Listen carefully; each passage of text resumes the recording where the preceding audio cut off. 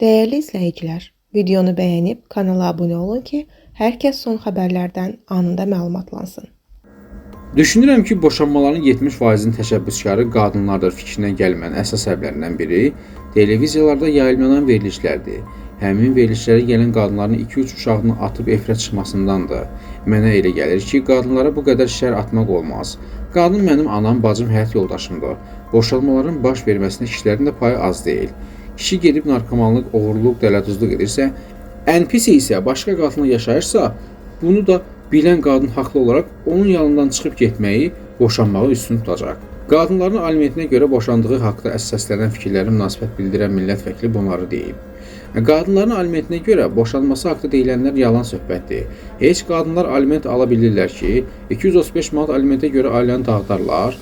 Bu pul ilə uşağı və ya evini saxlaya bilərmi boşanan qadın? Təbii ki, bu mümkün deyil. 15% uşaqların nikahdan kənar dünyaya gəlməsi ilə bağlı danışan Aqil Abbas, zinanın Allah qatında ən ağır günahlardan olduğunu deyib. Nikahdan kənar doğulan uşaqların sayının 15% olması çox ciddi rəqəmdir.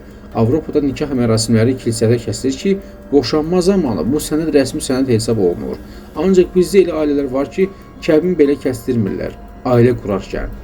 Zinadan dünyaya gələn uşaq Allah qatında edilən ən böyük günahlardan sayılır. Nikahdan kənar doğulan uşaqları valideynləri əksər vaxt atıb qaçırlar.